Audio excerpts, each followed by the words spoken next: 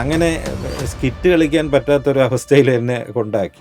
കൺമണി, അൻപോടെ കാതലൻ, പൊന്മണി, നിന്റെ വീട്ടിൽ നിനക്ക് സുഖമാണെങ്കിൽ എനിക്കിവിടെ പരമസുഖം.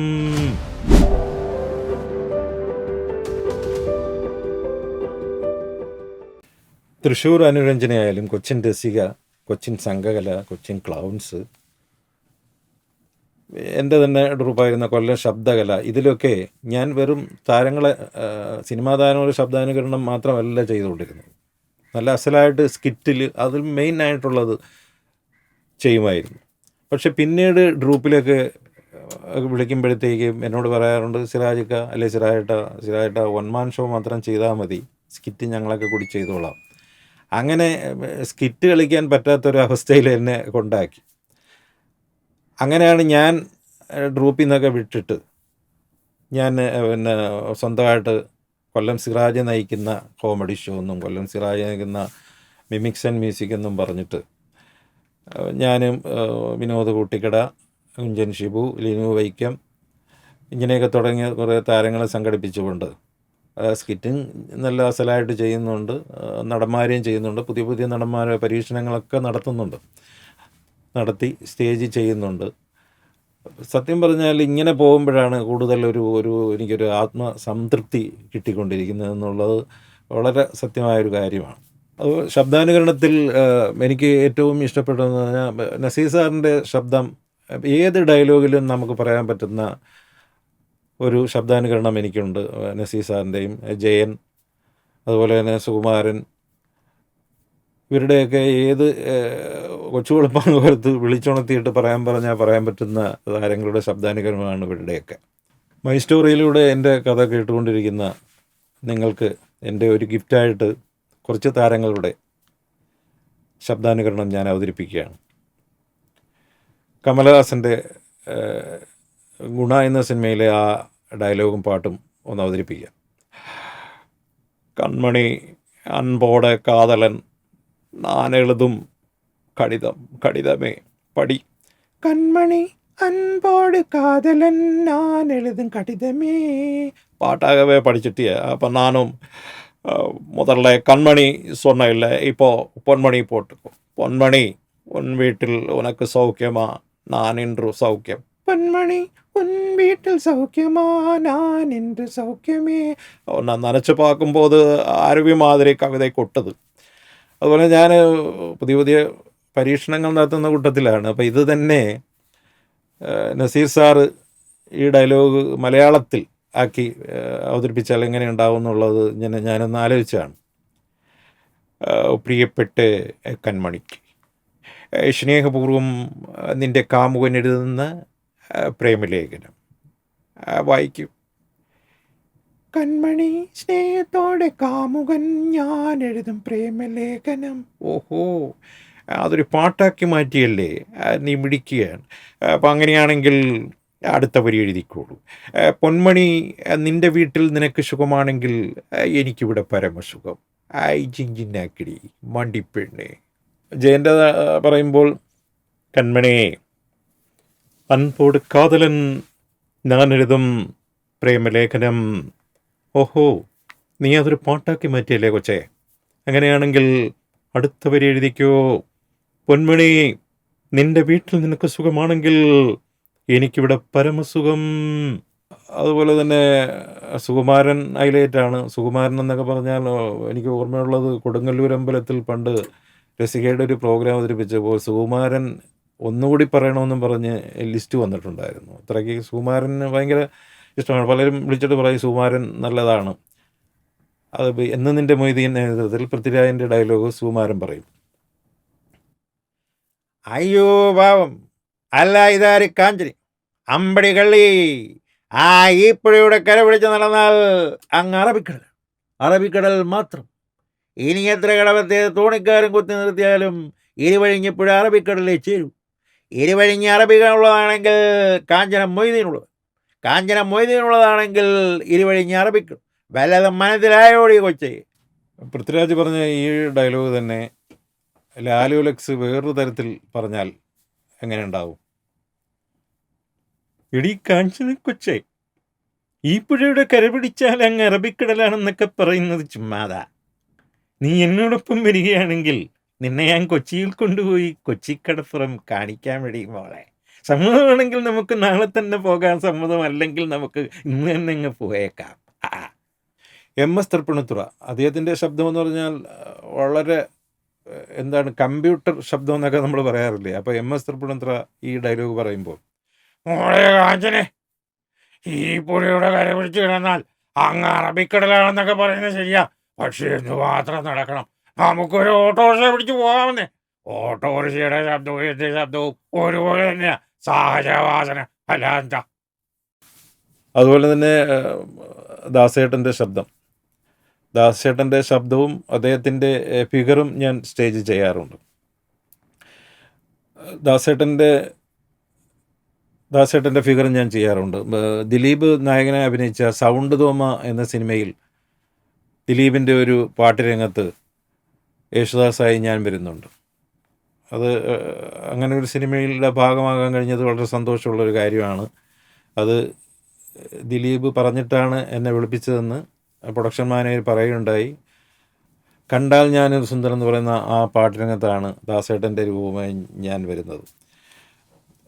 ദാസേട്ടൻ്റെ ഞാൻ സൗത്ത് ആഫ്രിക്കയിൽ ഒരു പ്രോഗ്രാമിന് പോയപ്പോൾ യേശുദാസിൻ്റെ വേഷമൊക്കെ ഇട്ട് ഞാൻ ഇങ്ങനെ നിന്നപ്പോൾ അന്ന് വിജയ് യേശുദാസിൻ്റെ ഗാനമേളയും കൂട്ടത്തിലുണ്ടായിരുന്നു. വിജയ് യേശുദാസിന് വളരെ ഇഷ്ടപ്പെട്ടു. അപ്പ പോലെ തന്നെ ഇരിക്കുന്നതെന്നൊക്കെ പറഞ്ഞിട്ട് എന്നെ നോക്കിയപ്പോൾ ഞാൻ അങ്ങനെ വലിയ ശ്രദ്ധയൊന്നും ഞാൻ ചെയ്യാറില്ല.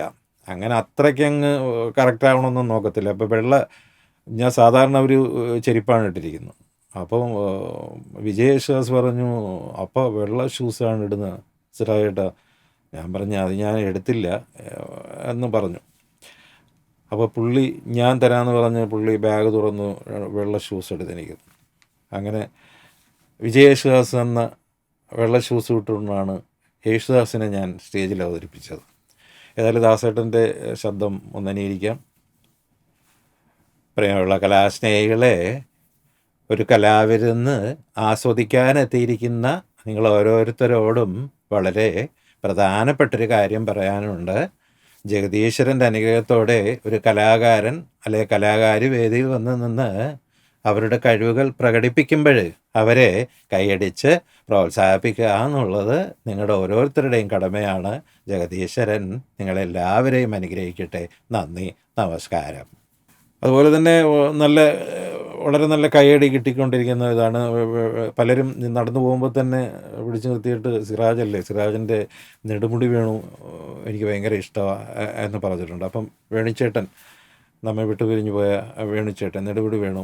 ഒരു വടക്കം വീരഗാഥയിൽ മമ്മൂക്ക പറഞ്ഞ ഇരുമ്പാണി തട്ടി എന്ന് തുടങ്ങുന്ന ഡയലോഗ് വേണിച്ചേട്ടൻ്റെ ശൈലിയിൽ വരുമ്പോൾ എങ്ങനെ ഉണ്ടാവും? എന്തായത്? ഇരുമ്പാണി തട്ടുക, എന്നിട്ടത് മുളയാണിയാക്കുക, പൊൻകാരം കൊണ്ട് ചുരിക വിളക്കാൻ കൊല്ലന് 16 പൊൻപണം കൊടുക്കുക. 16 പണം പോയിട്ട് 10 പൈസ കയ്യിലെടുക്കാനില്ല. ആരും ഒന്നും തന്നില്ല, ഇവിടെ ഒന്നും കിട്ടിയില്ല. അങ്കമുറ കൊണ്ടും ആയുധബലം കൊണ്ടും ഈ വയസ്സൻ ജന്തുവിനെ തോപ്പിക്കാൻ ആണായി പിറന്നവില്ല ആരുമില്ല. മടങ്ങി പോകുന്നതാ നിങ്ങൾക്ക് നല്ലത്, അല്ലെങ്കിൽ നിങ്ങൾ കുടുങ്ങിപ്പോവും. ശബ്ദാനുകരണത്തിൽ ഈ കാലഘട്ടത്തിൽ പുതിയ താരങ്ങളുടെയും ശബ്ദം ഞാൻ സ്റ്റേജിൽ ചെയ്യാറുണ്ട്. ദുൽഖർ സൽമാൻ്റെ ശബ്ദം അനുകരിക്കാം.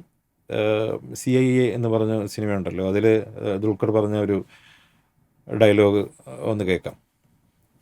സാറേ, നീ വിളിച്ചിട്ടില്ലേ ഞാൻ വന്നു. ഒരിക്കലും ചേരാത്ത രണ്ടുപേർ തമ്മിൽ പിരിയുന്ന തന്നെയാണ് നല്ലത്. സാറേ, നിന്നെ ഒരിക്കലും മറക്കില്ല. ബസ്സിന് കലരഞ്ഞും പോസ്റ്റർ ഒടിഞ്ഞു നടക്കുന്ന ഒരുപാട് പിള്ളേരും 10 പൈസ ആയി കാണത്തില്ല. പക്ഷേ അവരാരും ചതിക്കില്ല, വയലിട്ടിച്ച് പോകത്തുമില്ല. നിന്നെ ഒരിക്കലും മറക്കില്ല. അതുപോലെ തന്നെ ഇപ്പോഴും മിക്കവാറും എല്ലാ പുതിയ സിനിമകളിലും ഉള്ളൊരു നടനാണ് ജിനു ജോസഫ്. പ്രത്യേക ശബ്ദത്തിൻ്റെ ഉടമയാണ് ജിനു ജോസഫ്. ഭീഷ്മപുരം എന്ന ചിത്രത്തിലൊരു ഡയലോഗ് അദ്ദേഹത്തിൻ്റെ, താനെന്ത് വർത്താനാടോ ജെയിംസ് ഈ പറയുന്നത്? ഒക്കെ തനിക്കറിയാവുന്നതല്ലേ എടോ. സ്വന്തം വീട്ടിൽ പോലും കഞ്ഞുടിക്കാൻ പറ്റാത്ത അവസ്ഥയാണ്. പറ്റുമെങ്കിൽ താൻ ആ മൈക്കിളപ്പായച്ചൊന്ന് തോപ്പിക്കാൻ നോക്ക്, ചെല്ല്. പിന്നെ ബാബുരാജൻ്റെ ശബ്ദം ചെയ്യാറുണ്ട്. ഫഹദ് ഫാസിൻ്റെ ജോജി എന്ന സിനിമയിൽ ഒരു വൈറലായുള്ളൊരു ഡയലോഗ്,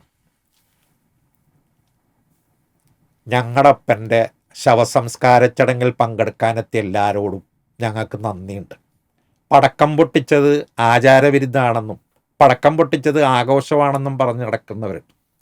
ഇനിയും അങ്ങനെ പറഞ്ഞു നടക്കുന്നവരെ ഞങ്ങൾ കായികമായി തന്നെ നേരിടും. അതിപ്പം കള്ളിച്ചാപ്പിലിരുന്ന് കുശൂഷിക്കുന്നവരായാലും മേടയിലിരുന്ന് താളത്തിൽ പറയുന്നവരായാലും നേരിടുക തന്നെ ചെയ്യും. അതുപോലെ ഇന്ദ്രജിത്തിൻ്റെ ശബ്ദം അനുകരിക്കുന്നതിന് വേണ്ടി വാത്സല്യം എന്ന നേതൃത്വത്തിലെ മമ്മൂക്കയുടെ ഒരു ഡയലോഗ്, മേലേടത്തിലാകുന്ന ഒരു ചെറ്റെന്നില്ല എന്നുള്ളത് ഇന്ദ്രജിത്ത് പറഞ്ഞാൽ എങ്ങനെ ഉണ്ടാവുന്നു? മേലേടത്തിലാകുന്ന ഒരു ചെറ്റ തന്നെ ഈ കണ്ട പറമ്പും പുരയിടമൊക്കെ എന്താ ചോരയും നീരും പേർപ്പുക. അന്ന് ജപ്തി ചെയ്ത് പടയിറക്കി വിട്ടപ്പോൾ രക്ഷിക്കാൻ ഒരാൾ വന്നു, നമ്മുടെ കുഞ്ഞമ്മാമ. അന്ന് അമ്മ പറഞ്ഞു കുഞ്ഞമ്മാമ നമ്മുടെ ദൈവമാണ്. മധുസാറും കൊച്ചു പ്രേമനും ആയിട്ടുള്ളൊരു കോമ്പിനേഷൻ സ്റ്റേജിൽ അവതരിപ്പിക്കുന്ന ഒരു സ്കിറ്റ് പോലെ അവതരിപ്പിക്കുന്നതാണ്.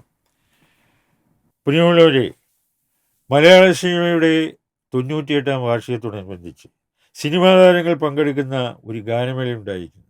ആരൊക്കെയാണ് എന്തൊക്കെയാണ് പാടാൻ പോകുന്നത് എന്നതിനെക്കുറിച്ച് ചർച്ചയാണ് ഇവിടെ നടക്കുന്നത്. ആരാ ഇവിടെ മുട്ടുകാലിൽ നടന്നു വരുന്നത്? കൊച്ചു പ്രേമനായും. വേണം മിസ്റ്റർ കൊച്ചു പ്രേമൻ. അപ്പോഴേ മധുമച്ചമ്പിയോട് എനിക്കൊരു കാര്യം പറയാനുണ്ട് കേട്ടു. ഇതിരി പൊക്കം കുറഞ്ഞു പോയത് കൊണ്ട് ഇങ്ങനെ കളിയാക്കരുത് കേട്ടു. അതൊക്കെ ഇവിടെ നിൽക്കട്ടെ. കൊച്ചു പ്രേമൻ ഏത് പാട്ടാണ് പാടാൻ പോകുന്നത്? തൊട്ടു തൊട്ടില്ല മുട്ടിട്ടു വല്ലോ മേലാകെ എങ്ങനെയുണ്ട്? വളരെ മനോഹരമായിരിക്കുന്നു. മേലിൽ ആവർത്തിക്കരുത്.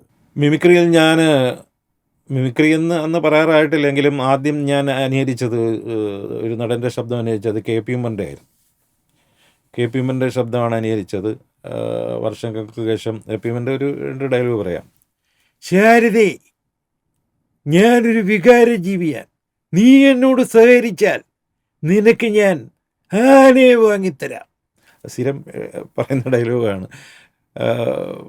കെ പി ഉമ്മറുമായി ഒരു 1994 സിനി സർപ്രൈസ് 94 എന്ന് പറഞ്ഞൊരു പ്രോഗ്രാമിന് ഗൾഫ് രാജ്യങ്ങളിൽ പോകാൻ പറ്റിയത് ഒരു വളരെ നല്ലൊരു അനുഭവമാണ്. മുക്കായുമായിട്ട് അടുത്തിടപെടുകയും ബസ്സിലൊക്കെ ഞങ്ങൾ അടുത്തടുത്താണ് ഇരിക്കുന്നത്. മുക്ക ചിപ്സ്, ഒരു പാക്കറ്റ് ചിപ്സ് വാങ്ങിച്ചുകൊണ്ട് വന്നിട്ട് അത് കഴിച്ചുകൊണ്ടിരിക്കും. ഞാൻ അടുത്തിരുന്നുകൊണ്ട് ഞാൻ ഇങ്ങനെ കൈ നീട്ടും, ഇങ്ങനെയൊക്കെ നോക്കിയിട്ട് എനിക്കെടുത്ത് തരും. പിറ്റേ ദിവസം നോക്കിയപ്പോൾ ഉമ്മുക്ക ഒരു ചെറിയ ചിപ്സിൻ്റെ പാക്കറ്റ് വാങ്ങിച്ചിട്ട് നിന്ന്, എന്നോട് നീ ചോദിക്കരുത്, ഇത് വെച്ച് നീ കഴിച്ചോളണം. അങ്ങനെയൊക്കെയുള്ള അനുഭവങ്ങൾ ഒരിക്കലും മറക്കാനാകാത്ത സംഭവമാണ്. ഏതായാലും മിമിക്രിയും അഭിനയവും ഡബ്ബിങ്ങും ഒക്കെ ആയിട്ട് ജീവിതം ഇങ്ങനെ പോകുന്നു. എല്ലാത്തിനും പ്രചോദനമായിട്ട് പ്രോത്സാഹിപ്പിക്കാൻ എൻ്റെ ഭാര്യ പൈസി ആണ് എന്നോടൊപ്പം വീട്ടിലുണ്ട്. ഞങ്ങൾ പ്രേമിച്ച് വിവാഹം കഴിച്ചവരാണ് കേട്ടോ. ഞങ്ങൾക്കൊരു മകളാണുള്ളത്, അനുജ. അനുജ ഇപ്പോൾ ചെന്നൈയിലാണ് വർക്ക് ചെയ്യുന്നത്, ബാങ്ക് മാനേജരാണ്. ചെന്നൈയിൽ ഭർത്താവും 2 കുട്ടികളുമായിട്ട്. കൊച്ചുമക്കളുടെ പേര്, ഒന്ന് മോളുടെ പേര് ആവണി, മോൻ്റെ പേര് പ്രണവ്. അങ്ങനെ അവരെ കാണുക, അവരെ കളിപ്പിക്കുക, അവരുടെ കുസൃതികൾ കാണുക, അതൊക്കെ ഇതിനിടയ്ക്ക് നടന്നു പോകുന്നു. അങ്ങനെ ഇങ്ങനെ ജീവിച്ചു പോകും. ഇത്രയും നേരം എൻ്റെ കഥ കേട്ട, മൈ സ്റ്റോറി കേട്ട എല്ലാ പ്രേക്ഷകർക്കും എൻ്റെ ഹൃദയം നിറഞ്ഞ ആശംസകൾ. എല്ലാവർക്കും നല്ലത് വരട്ടെ എന്ന് ആശംസിക്കുന്നു. നന്ദി, നമസ്കാരം.